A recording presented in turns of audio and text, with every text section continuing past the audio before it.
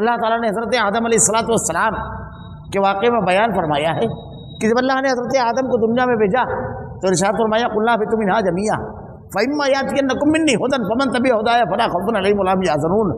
تمہارا اس دنیا میں تم لوگوں کا ایک مدت تک رہنا ہے، یعنی ہمارا اور شیطان کا۔ قلنا اہبطوا منہا جمیعا فإما یأتینکم منی ھدی فمن تبع ھدایا، آسمان سے تمہارے لیے ہدایت، رہبری، رہنمائی اترتی رہے گی، اور جو اس کی پیروی کرے گا فمن تبع ھدایا فلا خوف علیہم ولا ھم یحزنون، نہ اس کو کوئی خوف ہوگا نہ غم۔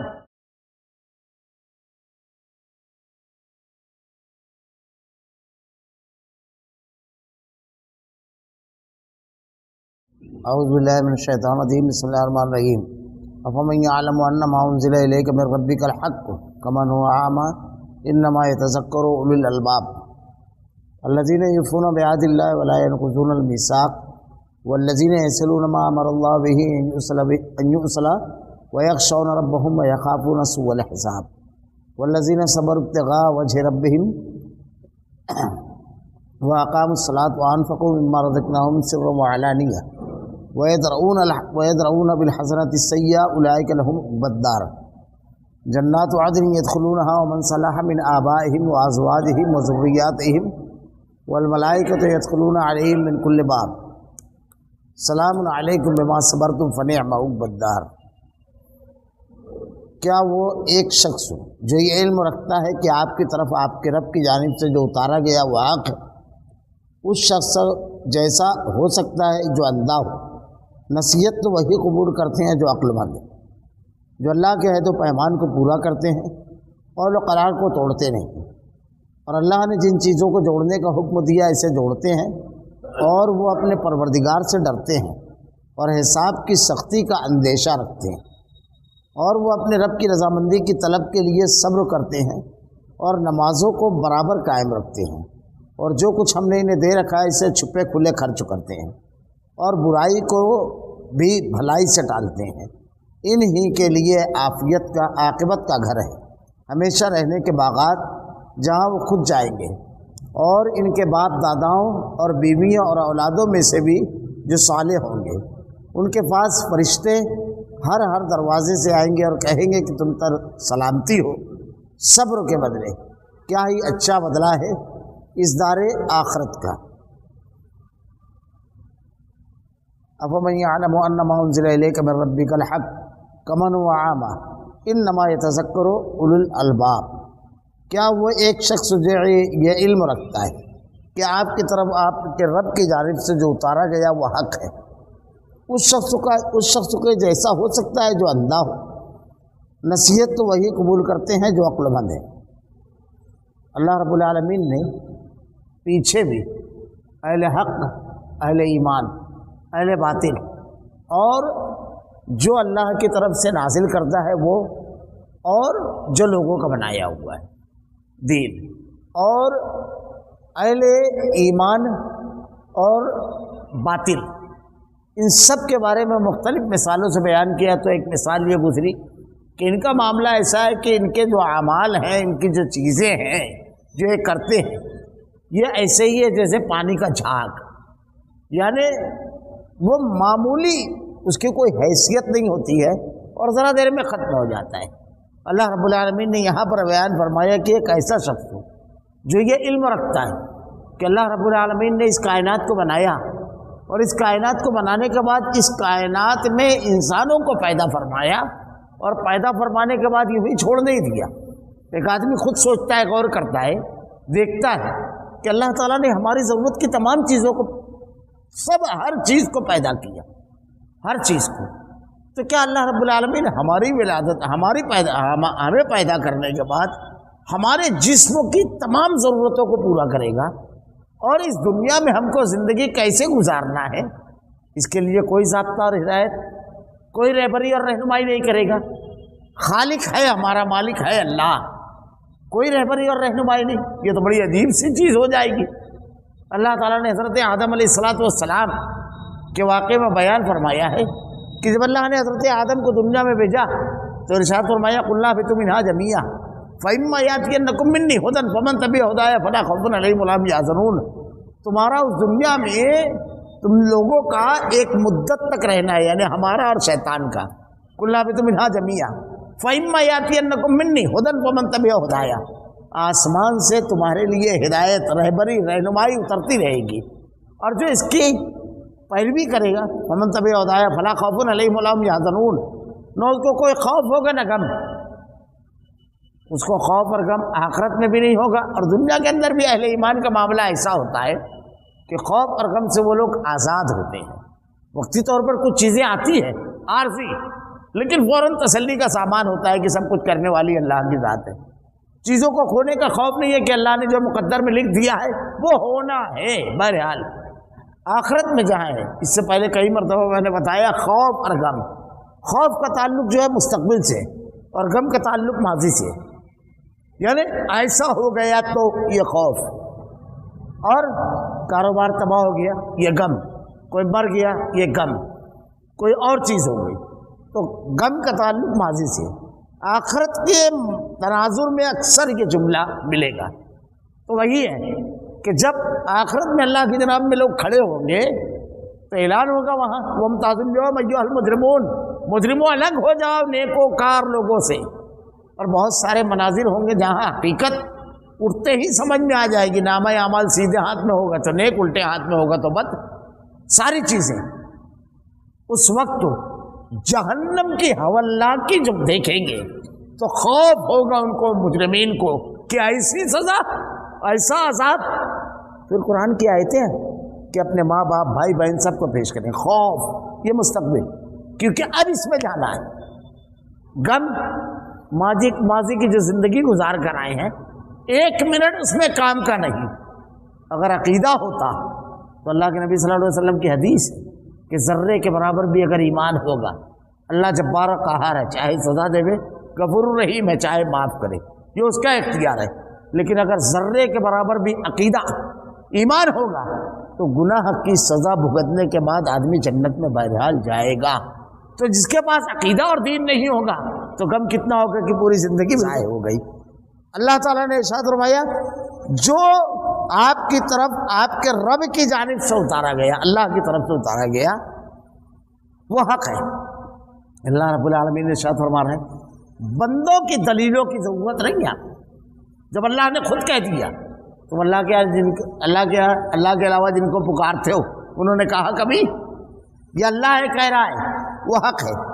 اس جیسا شخص ہو سکتا ہے جو اندھا ہو، یہ ساری دلیلیں، ساری چیزیں نظر نہیں آ رہی ہے اس کو.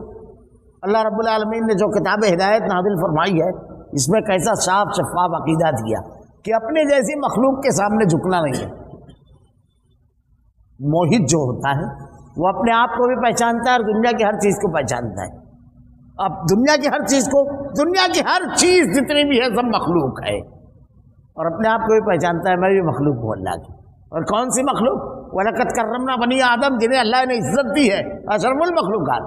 اب اپنے جیسی مخلوق کے سامنے کیوں جھکوں گا؟ تو اپنے آپ کو بھی پہچانتا ہے کہ مجھ کو اپنے جیسی مخلوق کے سامنے جھکنا نہیں ہے، خالق کے سامنے جھکنا ہے. دونوں کو جانتا ہے. اللہ نے کہا کہ نصیحت تو وہی قبول کرتے ہیں جو عقل مند ہے. سب سے زیادہ عقل مند موحد ہوتا ہے جو رب کو پہچانتا ہے، اپنے آپ کو پہچانتا ہے اور ساری مخلوقات کو پہچانتا ہے، اور ہر کسی کو اسی کا مقام دیتا ہے. اللہ کے ساتھ کسی کو شریک نہیں کرتا. اللہ کے بارے میں جانتا ہے کہ ہر شے پر قادر ہے، ہر چیز اس کی ہے، ذرے کے برابر بھی کسی چیز کا مالک اور خالق کوئی نہیں. یہ جانتا ہے اچھی طرح. اب جب کوئی خالق و مالک نہیں ہے تو اللہ نے صاف ارشاد فرمایا یا ایھا الناس انتم الفقراء، اے لوگو تم سب فقیر ہو. حضرت موسیٰ علیہ السلام نبی، اولو العزم بھی نبی، اور کون؟ کلیم اللہ. اللہ نے کلام کیا. اللہ سے دعا مانگتے ہیں تو جملہ کیا ہے؟ رب انی لما انزلت الی من خیر فقیر، جو بھی بھلائی تو میری طرف نازل کرے گا میں اس کا فقیر ہوں.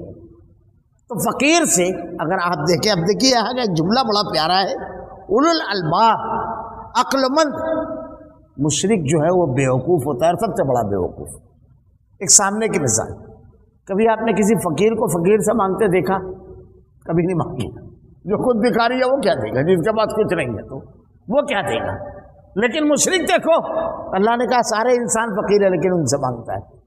اللہ نے قرآن میں دوسری جگہ بھی کہا ہے وَمَنْ يَرْغَبُ عَنْ مِلَّةِ إِبْرَاهِيمَ إِلَّا مَنْ سَفِهَ نَفْسَهُ۔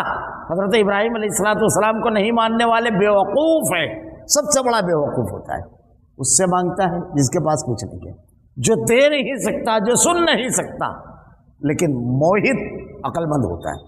اس کی بے شمار دلیلیں اور مثالیں ہیں۔ اللہ نے ارشاد فرمایا تو اگر اس کو صرف اس انداز میں دیکھا جائے کہ جو قرآن نہیں مانتا وہ اندھا ہے اور بیوقوف ہے، تو اہل ایمان کے لیے کتنی بڑی تسلی کا سامان ہے۔ یہ سند دنیا کے کسی آدمی نے نہیں دی ہے، خالق ارض و سما نے دی ہے کہ تو عقل مند ہے، تو نے دین کو پکڑا، رب کے کلام کو پکڑا۔ اب پوری دنیا تجھ کو کیا بولتی ہے جانے دے، خالق ارض و سما پوری کائنات کو پیدا کرنے والے نے تو تجھ کو عقل مند کہہ دیا۔ تسلی کا کتنا بڑا سامان ہے، خوشی کا کتنا بڑا مقام ہے کہ اللہ تعالیٰ نے اولو الالباب قرار دیا ان کو، عقل مندوں کی جماعت۔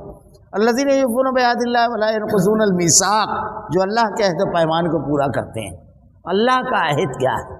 اللہ رب العالمین نے عالم ارواح میں جب ساری روحوں کو حضرت آدم علیہ السلام کی پشت سے پیدا کیا تو ایک عہد لیا تھا، ایک وعدہ۔ اللہ رب العالمین نے سب سے سوال کیا تھا الست بربکم، قرآن کے اندر ہے، سورہ اعراف میں گزر چکی وہ بات۔ ہم سب نے جواب دیا قالوا بلا، کیا میں تمہارا رب نہیں ہوں؟ سب نے جواب دیا قالوا بلا، بے شک تو ہمارا رب ہے، بے شک۔ یہ فطرت ہے سب نے۔ یہ ایک چیز ہے کہ عالم اقوال میں اللہ تعالیٰ نے پوچھا تھا تو کسی کو یاد تو نہیں ہے، لیکن اللہ قرآن میں کہہ رہا ہے کسی کو نہیں یاد ہے۔ صاحب مائک شہید رحمۃ اللہ علیہ نے بڑا پیارا جواب اس کا لکھا ہے کہ اللہ رب العالمین نے عالم ارواح کا یہ جو واقعہ بیان کیا، سچ ہے کہ کسی کو یاد نہیں، لیکن دنیا کے اندر آپ دیکھیے کسی کو یہ نہیں معلوم کہ 9 مہینے کس رحم مادر نے اس نے گزارے، کس رحم مادر میں، اس وقت تو شعور نہیں ہوتا ہے، ولادت پھر کس مقدس سینے سے لگ کر اس نے اپنی خوراک حاصل کی، کسی کو نہیں معلوم ہوتا ہے۔ لیکن جب آدمی تھوڑا بڑا ہوتا ہے، والدین کی شادی پہ تو رہنے کا سوال ہی نہیں پیدا ہوتا، وہ تو بحث سے خارج بات ہے۔ جب بڑا ہوتا ہے تو کسی کی محبت، کسی کی انسیت اس کو احساس دلاتی ہے۔ لوگ بتاتے ہیں تیری اماں ہے، یہ تیرے ابا ہیں، یہ تیرے چاچا ہیں، یہ تیرے دادا ہیں جو اس کے ابا سے بھی پہلے پیدا ہوئے۔ سارے رشتے لوگ بتاتے ہیں، کیوں کہ دادا کی ولادت کے وقت تھا نہیں کہ دیکھا اسی سے ان کے ابا پیدا ہے، کچھ نہیں معلوم، چاچا ہے۔ سارے رشتوں کو آدمی قبول کر لیتا ہے چند لوگوں کے کہنے کی وجہ سے اور ان کے رویے سے۔ ایک چیز غور کرے آدمی کہ اللہ تعالیٰ نے جتنے انبیاء کرام نازل فرمائے، جتنے بھی مبعوث فرمائے، معاف کیجیے مبعوث کیے، ہر نبی نے ایک زبان ہو کر کے کہا کہ اللہ نے ہم سے پوچھا تھا الست بربکم، اور ہم سب نے جواب دیا تھا قالوا بلا۔ چند لوگوں کے کہنے پر ہم رشتے مان لیتے ہیں، کیا تمام انبیاء کے کہنے پر ہم یہ نہیں مانیں گے؟ اللہ نے اپنے کلام میں کہا، سچی بات ہے، یہ ایک عہد ہے جو آدمی کیا۔ اللہ رب العالمین عالم ارواح کا وہ عہد یاد دلا رہا ہے، اور قول و قرار کو توڑتے نہیں ہیں۔ دنیا کے اندر کسی سے آدمی ایگریمنٹ معاہدہ کرتا ہے، وعدہ کرتا ہے، تو اس کو توڑتے نہیں ہے۔ کن کی نشانی ہے؟ یہ اہل ایمان کی نشانی ہے، یہ جنتیوں کی نشانی ہے۔ قرآن کریم میں یہ جو احکامات بیان کیے گئے ہیں تو اس کی بہت ساری حکمت سلف نے بیان کی ہے۔ اس میں ایک یہ بھی ہے کہ اللہ رب العالمین نے کن کو جنت دینی ہے، کس کو اللہ جنت دے گا یہ بتا دیا۔ اب ہم کو وہ عمل کرنا ہے۔ ہماری خواہش ہے کہ اللہ رب العالمین ہمیں بخش دے اور جنت دے، جس کی نعمتوں کو کبھی زوال نہیں۔ تو اللہ نے جنت کی خوبیاں بیان کر دی ہے۔ والذین یصلون ما امر اللہ بہ ان یوصلوا ویخشون ربهم ویخافون سوء الحساب، اور اللہ نے جن چیزوں کو جوڑنے کا حکم دیا ہے اسے جوڑتے ہیں۔ اللہ تعالیٰ نے رشتے ناطے جوڑنے کا حکم دیا ہے، یہ بڑی اہم چیز ہے، بڑی اہم چیز ہے رشتہ ناطہ جوڑنا۔ اللہ رب العالمین نے بڑی تاکید کی ہے اس کی اللہ کے نبی صلی اللہ علیہ وسلم کی بڑی مشہور حدیث ہے، جو تم سے کٹے تم اس سے جٹو، جو تمہیں محروم کرے تم اسے عطا کرو۔ ایسا نہیں ہے کہ جو ہم سے جٹے ہم اس سے جٹے، جو ہم کو عطا کرے نہیں۔ اللہ کے نبی صلی اللہ علیہ وسلم کے پاس ایک مرتبہ ایک صحابی نے آ کر کے کہا کہ اللہ کے نبی، میں اپنے رشتہ داروں کو جوڑتا ہوں، مجھ کو کاٹتے ہیں، میں انہیں عطا کرتا ہوں، مجھ کو محروم کرتے ہیں، میں ان کے ساتھ خیر خواہی کرتا ہوں، وہ میرے خلاف سازشیں کرتے ہیں۔ اگر آپ غور کریں تو ایسا لگتا ہے ہمارے سماج معاشرے کا کوئی شخص اٹھ کر کے سوال کر رہا ہے، ایسا عام طور سے لوگوں کے ساتھ ہوتا ہے۔ اللہ کے نبی نے ارشاد فرمایا اگر تم اپنے قول میں سچے ہو تو اللہ کی طرف سے تمہارا ایک مددگار، اللہ کی طرف سے عطا کیا وہ ایک مددگار، ہر صورت میں رشتہ جوڑنا ہے۔ اللہ کے نبی کے ساتھ کیا کیا ان کے رشتہ داروں نے؟ ابو لہب نے، سگا چچا تھا، لیکن آپ نے کسی مرحلے پر رشتہ توڑا ہو، یہ تو کفار تھے۔ رشتہ توڑنا یہ بڑی اہم چیز ہے، اللہ تعالیٰ نے اس کا بڑا حکم دیا ہے رشتہ جوڑنے کا۔ خطبہ نکاح میں جو ہم آیتیں پڑھتے ہیں، یا ایھا الناس اتقوا ربکم الذی خلقکم من نفس واحدہ وخلق منہا زوجہا وبث منہما رجالا کثیرا ونساء واتقوا اللہ الذی تساءلون بہ والارحام ان اللہ کان علیکم رقیبا، یہ بڑی اہم چیز ہے۔ اللہ کے نبی صلی اللہ علیہ وسلم نے ارشاد فرمایا بہترین صدقہ وہ ہے جو آدمی اپنے اہل و عیال پر خرچ کرے، اس کے بعد قریبی رشتہ داروں پر، یہاں پہ شروع ہوتا ہے۔ اہم چیز ہے یہ۔ اگر ہم واقعات اڑا کر دیکھیں کہ قرآن کی آیتیں اور یہ تمام چیزیں جب صحابہ کرام کے سامنے آتی ہیں تو کیا معاملہ ان کا ہوتا تھا، صرف ایک چیز غور کیجیے، غور کریں، ایک رشتہ ایسا ہے جو ہم بناتے ہیں، باقی یہ تمام رشتے دیے ہوئے کس کے؟ میاں اور بیوی کا رشتہ ہم بناتے ہیں، باقی یہ دادا، یہ ماموں، یہ چچا، یہ بوا، یہ خالہ، یہ نانی، دادی، یہ کس کے دیے ہوئے رشتے ہیں۔ ہم اگر چاہیں کہ اپنی مرضی کے خاندان میں پیدا ہو جائے تو یہ ممکن نہیں ہے، اللہ نے دیے ہیں یہ، اب وہ جیسے بھی ہیں ان کو قبول کرو، یہ اللہ کے دیے ہوئے رشتے ہیں، ان کو اسی طرح قبول کرو۔ ایک اور پہلو بھی ہے کہ یہ جو رشتے ہوتے ہیں آدمی کبھی کبھی اس کو الگ انداز میں دیکھتا ہے، لیکن پازیٹو سوچ، مثبت سوچ جب رہتی ہے تو الگ انداز ہوتا ہے۔ بعض مرتبہ ایسا ہوتا ہے کہ ایک آدمی، کوئی شخص اس کے سامنے زبان نہیں لگا سکتا، آنکھ نہیں دکھا سکتا ہے، لیکن رشتہ داروں میں وہ آدمی جو بہت کمزور ہوتا ہے وہ اس کے ساتھ سب کرتا ہے، سازش بھی کرتا ہے، زبان درازی بھی، بے عزتی بھی۔ یہاں اگر وہ صبر کر لے تو اس کا صلہ جنت ہے، آگے وہی بحث آ رہی ہے، معمولی چیز نہیں ہے یہ۔ کبھی کبھی کسی گھر میں کوئی آدمی معذور پیدا ہو جاتا ہے، وہ آزمائش تو اس کے لیے ہوتی ہے لیکن رشتہ داروں کے لیے ہوتی ہے کہ اس کی کتنی خدمت کرتے ہیں، یہ آزمائش ہوتی ہے۔ یہ تمام چیزیں اگر آدمی اس انداز میں غور کرے۔ آخری بات، اللہ کے نبی صلی اللہ علیہ وسلم نے ارشاد فرمایا جو تجھ پہ کٹے تم اس سے جھٹو۔ روز محشر جب ہم اللہ کی جناب میں کھڑے ہوں گے تو اللہ ہم سے یہ نہیں پوچھے گا تیرا چچا، تیرا ماموں، تیرا خالو، تیرا خالہ، لیکن دیگر رشتہ دار تیرے ساتھ کیسے تھے۔ ہمارا شکوہ تو یہی ہوتا ہے، اللہ ہم سے پوچھے گا تو کیسا تھا، ہم کو جواب دینا ہے تو ان سے جھوٹا، تو ان کے ساتھ اپنے تعلقات اچھے رکھے، تو نے شریعت پر عمل کیا، یہ معمولی چیز نہیں ہے۔ اللہ نے حکم دیا، جوڑتے ہیں، اپنے پروردگار سے ڈرتے ہیں اور حساب کی سختی کا اندیشہ رکھتے ہیں، اپنے پروردگار سے ڈرتے ہیں، نافرمانی نہ ہو۔ اللہ نے تو جوڑنے کو کہا ہے میں توڑ دوں، اللہ نے عہد پورا کرنے کے لیے کہا ہے میں بے وفائی میں عہد توڑ دوں۔ اللہ کے سامنے جواب دینا ہے ہر چیز کا۔ بندہ جب اللہ کے سامنے اپنے آپ کو محسوس کرتا ہے ہر عمل میں، بندگی اپنے معراج کو پہنچ جاتی ہے۔ بڑا مشہور واقعہ ہے، اللہ کے نبی صلی اللہ علیہ وسلم ایک مرتبہ گزر رہے تھے، یہ جو جملہ ہے وہ اپنے پروردگار سے ڈرتے ہیں، بہت بڑا جملہ ہے۔ آپ گزر رہے تھے، آپ نے دیکھا ایک صحابی حضرت ابو مسعود اپنے غلام کو کوڑا مار رہے ہیں، لکڑی سے مار رہے ہیں۔ آپ نے صرف ایک جملہ ارشاد فرمایا، ابو مسعود جتنی قدرت اور غلبہ تم اپنے اس غلام پر رکھتے ہو، اس سے کہیں زیادہ غلبہ اور قدرت اللہ تم پر رکھتا ہے۔ حضرت ابو مسعود رضی اللہ تعالیٰ عنہ صحابی تھے، جملہ اللہ کے نبی کا اللہ رکھتا ہے۔ ذرا تصور کیجیے، آپ نے فوراً چھڑی پھینک دی اور غلام کو آزاد کر دیا فوراً. کیوں؟ جب ان کو سزا دے رہے تھے غلام کو غلطی کی تو ان کے سامنے غلام تھا، لیکن جب اللہ کے نبی نے کہا تو اب وہ اللہ کے سامنے اپنے آپ کو کھڑا پا رہے ہیں. یہی فرق پڑتا ہے.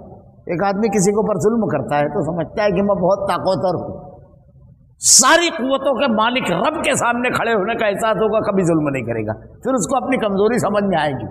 کسی کا مال غصب کر لیتا ہے، کہاں سے وصولے گا جا.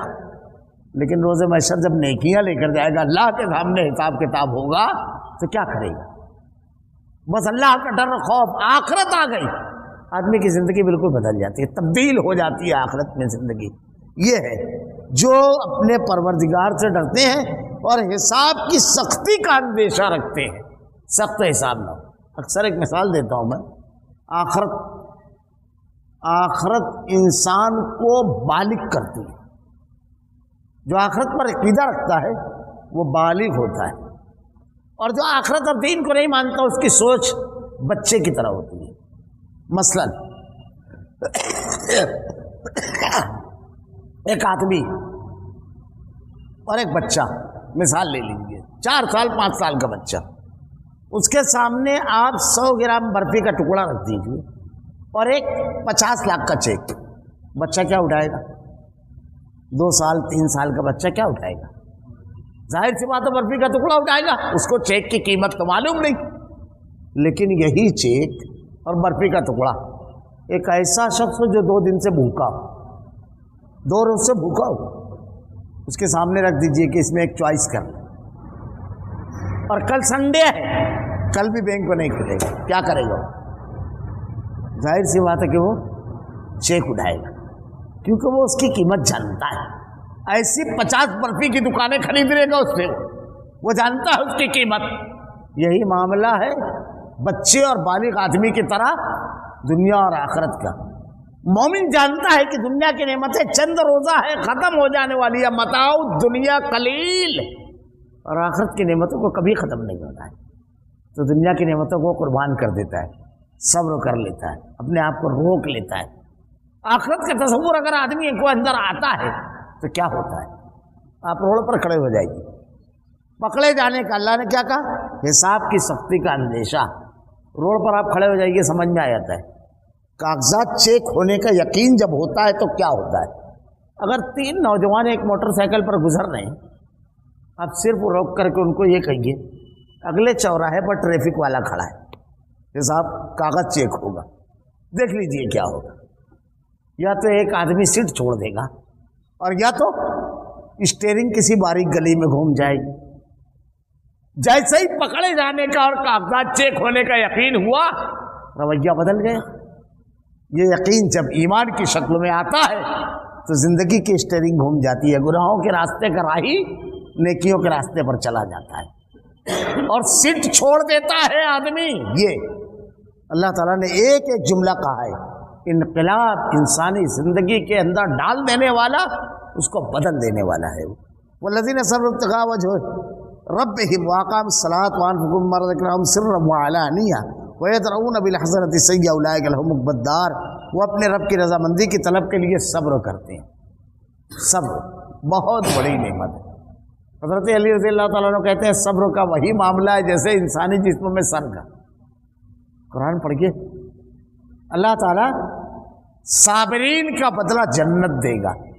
بار بار صبر کے بارے میں وَبَشِّرِ الصَّابِرِينَ، بشارت اور خوشخبری سنا دو صبر کرنے والوں کو.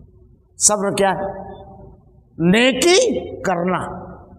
کیونکہ نیکی جب آدمی کرنے جاتا ہے تو سب سے پہلے صبر کی ضرورت پڑتی ہے. اس کو خواہشات روکتی ہے، آرام طلبی روکتی ہے، نفع روکتا ہے، بہت ساری چیزیں ہوتی ہیں. وہ ساری رکاوٹوں کو دور کر دینا. اس کے بعد نیکی کرنا، ساری رکاوٹوں کو دور کرنے کے بعد وہ کرنا، اور کرنے کے بعد گلا شکوہ نہیں کرنا، اس کے اوپر جمے رہنا. یہ تینوں چیزیں ہونا چاہیے. رکاوٹوں کو دور کرنا، نیکی کرنا، اور نیکی پر جمے رہنا. یہ ہے صبر. معمولی چیز نہیں ہے، ہر جگہ اس کی ضرورت پڑتی ہے. آدمی آج ہمارے یہاں عام ہے، مسجد کے اندر آدمی خوب خدمت کر رہا ہے، اچانک کسی سے بحث ہوئی مسجد چھوڑ دیا، دین کی خدمت کر رہا ہے، کسی سے بھائی سے دین کی خدمت چھوڑ دیا، لوگوں سے تعلقات خراب ہوئے، دینی خدمت چھوڑ دی ہم نے۔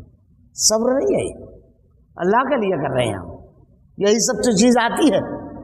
نیکیوں کے راستے میں جو رکاوٹیں ہیں سب کو، نیکی نہیں چھوڑنا۔ آدمی نیکی چھوڑ دیا، مطلب کیا؟ نیکی نہیں چھوڑنا۔ اب جو اس کے سلسلے میں، اس نیکی کو کرنے کے سلسلے میں طنز، تعریض، سازشیں، مخالفتیں آ رہی ہے، اس پر گلا شکوہ نہیں کرنا، یہ ہے پورے صبر کی تعریف۔ تو اللہ تعالیٰ نے کہا وہ اپنے رب کی رضامندی، لوگوں کی ناراضگی اور رضامندی کی ان کو کوئی پرواہ نہیں، طلب کے لیے صبر کرتے ہیں، اللہ راضی ہوتا ہے۔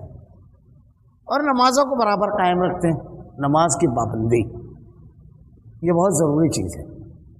نماز اگر اس پر صرف قرآن کی آیتیں بیان کی جائے، صرف وہ حدیث ہیں، تو 50 درس ناکافی ہے۔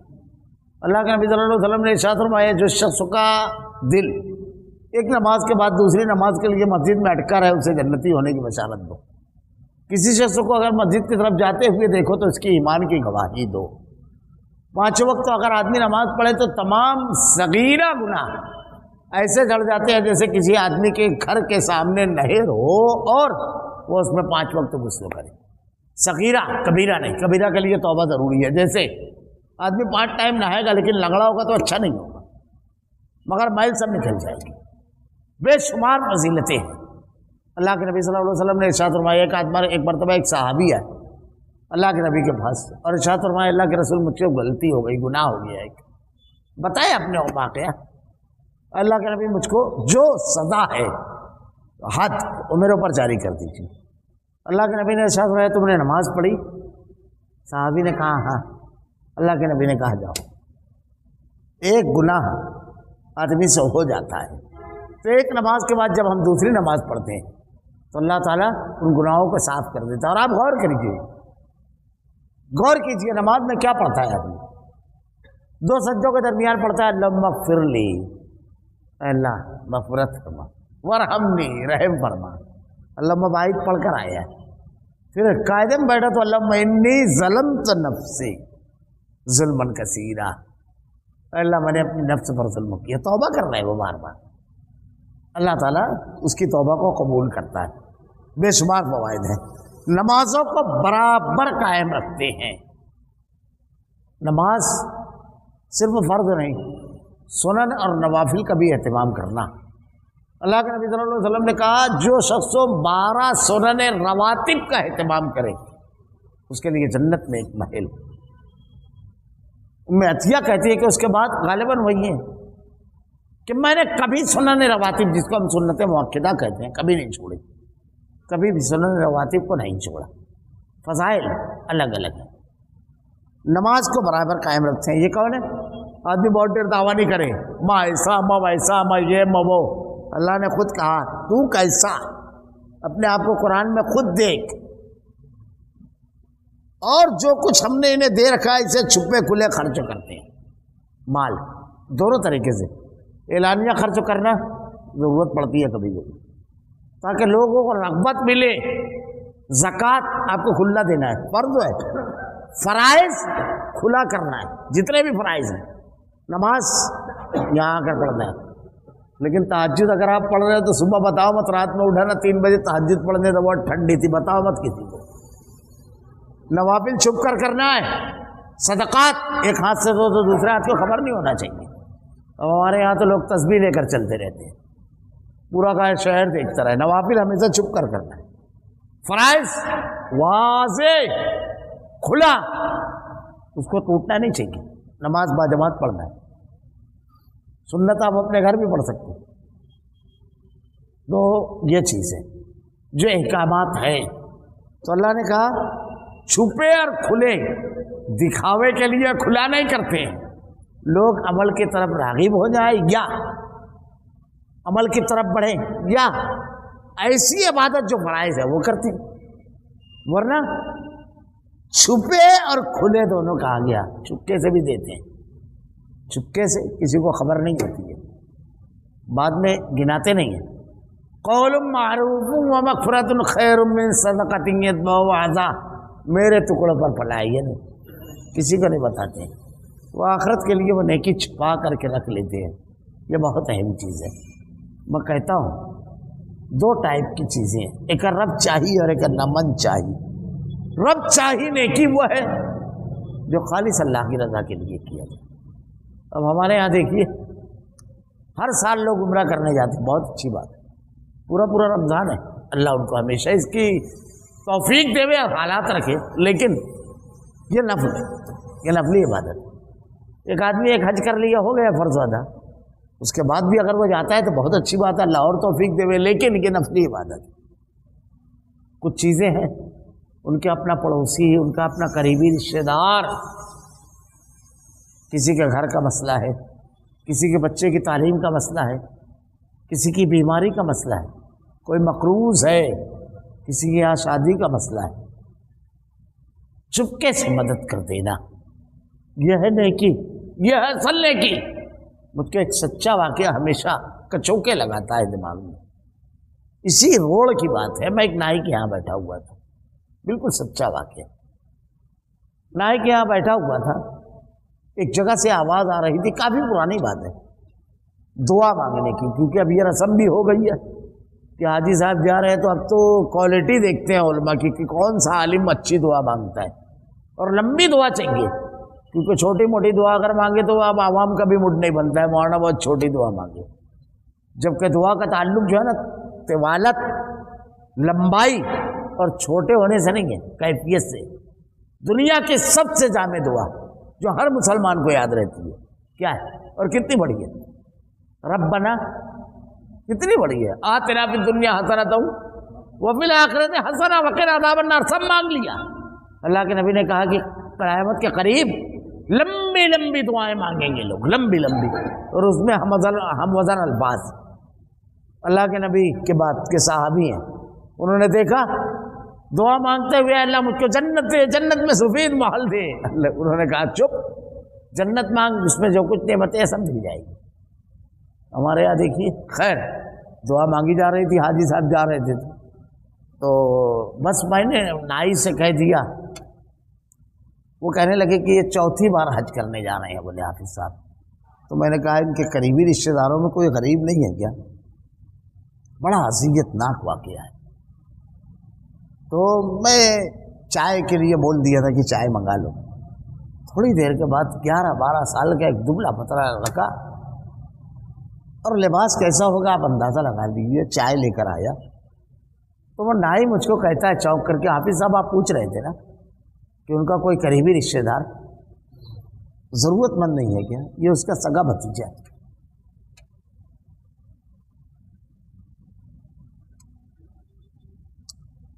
چائے ریسیو کر رہا تھا اس وقت، اور یہ چوتھے حج پر جا رہے تھے۔ من چاہی نیکی اور رب چاہی نیکی، بڑا فرق ہے، جس سے اللہ راضی ہو جائے وہ یہ ہے چھپے کھلے اپنی نیکیاں، ایسی نیکیاں تو آدمی کے پاس ہونا چاہیے۔ وہ ہے بڑا مشہور واقعہ، آپ نے سنا ہوگا، بارہا میں ریپیٹ نہیں کروں گا۔ 3 لوگ بنی اسرائیل کے ایک غار میں جا کے پھنس گئے، تو تینوں نے جو نیکیاں بیان کی وہ کیسی تھی؟ ایک کا بہن کا معاملہ تھا چچا ساتھ اکیلے کمرے میں، ایک کا اپنے والدہ کا، اور ایک کا مزدوری کا۔ سب نے کہا تھا اے اللہ، ہم بھی جب اللہ کے جناب میں ہاتھ اٹھائے تو کہہ سکیں گے اللہ تو جانتا ہے رب العالمین، صرف اس نیکی کو کوئی نہیں جانتا، تیری رضا کے لیے میں نے چھپ کر کیا ہے۔ اللہ تعالیٰ نے یہاں پر وہی چیز دی، اور برائی کو بھی بھلائی سے ٹالتے ہیں، انہی کے لیے عاقبت کا گھر ہے۔ برائی کا جواب برائی سے نہیں دیتے، یہ رسول ہے، ولا تستوی الحسنۃ ولا السیئۃ ادفع بالتی ہی احسن فاذا الذی بینک وبینہ عداوۃ کانہ ولی حمیم۔ نیکی اور برائی برابر نہیں ہے۔ ادفع بالتی ہی احسن، برائی کو نیکی سے دور کرو، یہ بڑی زبردست قاعدہ ہے۔ یہ اگر ہمارے یہاں آ گئے، کوئی گالی دیتا ہم لوگ پلٹ کے گالی دیتے ہیں، کوئی تماچا مارا ہم پلٹ کے تماچا مارتے ہیں۔ بیماری کا علاج دوا سے کیا جاتا ہے، بیماری سے نہیں۔ ہم بیماری کا علاج بیماری سے کرتے ہیں، بیماری بڑھتی جا رہی ہے، سماج اور معاشرہ بگڑتا جا رہا ہے۔ مجھ کو ایک واقعہ اکثر یاد آتا ہے، یہ درس قرآن کی مجلس ہے، اکثر یاد آتا ہے، برائی کا جواب اچھائی سے دینا اللہ رب العالمین ہم سے سوال کرے گا۔ واقعہ جانے دیجیے، اللہ تعالیٰ نے ارشاد فرمایا برائی کو بھلائی سے ڈالتے ہیں۔ اب یہ سب جگہ ہم اپنے آپ کو رکھیں، ارے میں تو اس کی سمجھ بنا دوں گا، میں تو یہ کر دوں گا، میں تو وہ کر دوں گا۔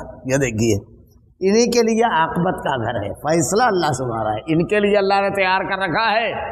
اب جنت چاہیے تو معاف کرنا سیکھو۔ الذین ينفقون بالسراء والضراء والکاظمین الغیظ والعافین عن الناس، اہل جنت کی نشانی ہے یہ بھی۔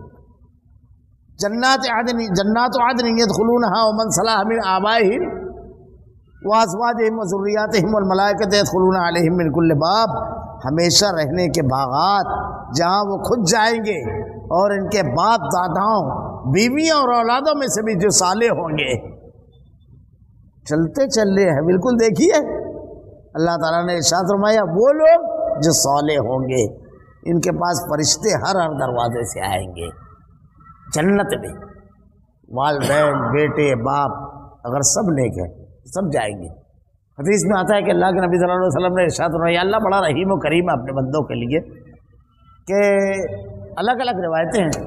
ایک تو یہ کہ جب آدمی مرتا ہے تو عالم ارواح میں کچھ ملاقات بھی ہوتی ہے، عالم ارواح میں یعنی عالم برزخ، معاف کیجیے ارواح نہیں عالم برزخ۔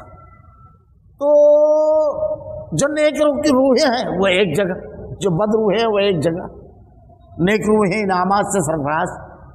تو جب کوئی ایسا شخص ہو جو مر چکا ہو اور جب یہ پہنچتی ہے روح تو وہ پوچھتے ہیں کہ فلاں کی کیا حالت ہے، تو بولے وہ تو مر چکا ہے، تو کہتے ہیں پھر وہ انا للہ، کیونکہ نیک لوگوں میں نہیں ہے تو اس کا مطلب وہ بد لوگوں میں ہے، مطلب گنہگاروں میں۔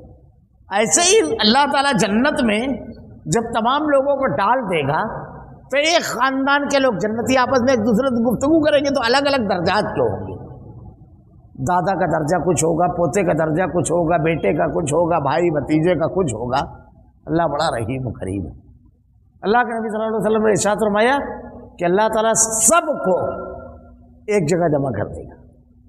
آدمی خواہش کرے گا اپنے رشتہ داروں کے ساتھ رہنے کی تو ایک جگہ جمع کر دے گا۔ اب انعام سنیے، یہ ایک جگہ جمع کرنا جو ہوگا تو اللہ تعالیٰ جس کا سب سے اونچا درجہ ہوگا وہاں سب کو لے کر جائے گا۔ یہ انعام ہے اللہ رب العالمین کا، کتنا رحیم و کریم ہے وہ۔ سلام علیکم بما صبرتم فنعم عقبی الدار، یہ جو نیکیاں پیچھے بتائی گئی ہے، کہیں گے کہ تم پر سلامتی ہو۔ کون کہے گا؟ فرشتے۔ صبر کے بدلے نیکی کرنے کی رکاوٹوں کو دور کیا، نیکی کیا، پھر لوگوں کے طنز اور تعریض اور جھگڑے اور تکلیف کی وجہ سے چھوڑا نہیں، جمع رہا، اس کا بدلہ ہے۔ کیا ہی اچھا بدلہ ہے اس دار آخرت کا۔ اللہ رب العالمین سے دعا ہے کہ رب العالمین جنتیوں کی جو صفت تو نے بیان فرمائی ہے، رب العالمین تو بڑا رحیم و کریم ہے، ہمارے اندر وہ صفتیں پیدا فرما رب العالمین۔ پھر العالمین صبر کی توفیق عطا فرما رب العالمین، اور وہ اعمال کرنے کی توفیق دے جن کو تو نے جن اعمال کے بدلے میں جنت کا وعدہ کیا ہے۔ اللہ نیکیوں سے محبت اور گناہوں سے نفرت عطا فرما، ہمارا خاتمہ ایمان پر فرما، تیرے کلام کی آیتیں اور تیرے نبی کی حدیث کو ہمارا کردار و عمل بنا دے۔ ربنا لا تزغ قلوبنا بعد إذ هديتنا وهب لنا من لدنك رحمة إنك أنت الوهاب۔ سبحانك اللهم وبحمدك أشهد أن لا إله إلا أنت أستغفرك وأتوب إليك۔